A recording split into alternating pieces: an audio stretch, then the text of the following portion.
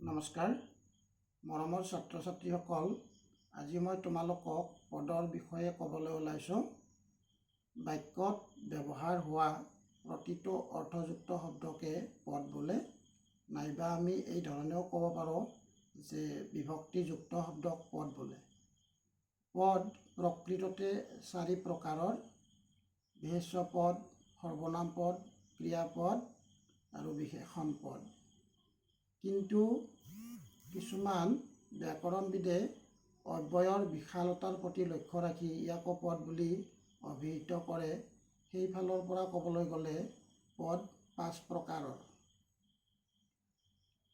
বিশেষ্য পদ: যি পদে কোনো ব্যক্তিৰ নাম, স্থান, প্ৰাণী আদিৰ নাম বুজায় তেনে পদক বিশেষ্য পদ বোলে, অৰ্থাৎ নাম বুজোৱা পদক বিশেষ্য পদ বোলে।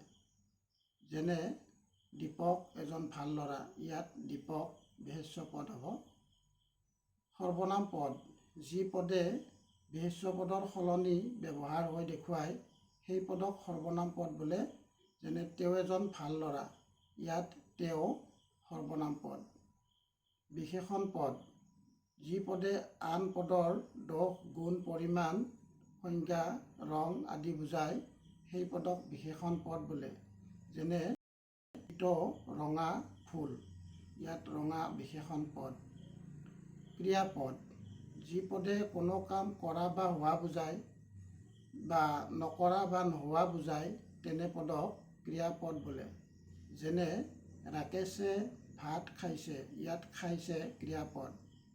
অব্যয়: যি পদ বাক্যত ব্যৱহাৰ কৰিলে ৰূপৰ কোনো পৰিৱৰ্তন নহয় তাকেই অব্যয় বুলি কোৱা হয়। যিহেতু অব্যয়ক কিছুমানে পদ বুলি নকয়, গতিকে আমি এই ধৰণে ক'ব পাৰোঁ, যিবোৰ শব্দ বাক্যত ব্যৱহাৰ কৰিলে ৰূপৰ কোনো পৰিৱৰ্তন নহয় তাক অব্যয় বোলে। আজিলৈ পদৰ বিষয়ে ইমানখিনি আগবঢ়াইছোঁ। পৰৱৰ্তী ভিডিঅ'ত ইয়াক লিখিতভাৱে দিয়া হ'ব। তোমালোকে মোৰ এই চেনেলটি ছাবস্ক্ৰাইব কৰি ল'বা আৰু ভৱিষ্যতে ব্যাকৰণৰ সম্পূৰ্ণ তথ্যৰ বাবে তোমালোকক বিশেষভাৱে লাভৱান কৰিবলৈ মই এই চেনেললৈ আহি আছোঁ। নমস্কাৰ।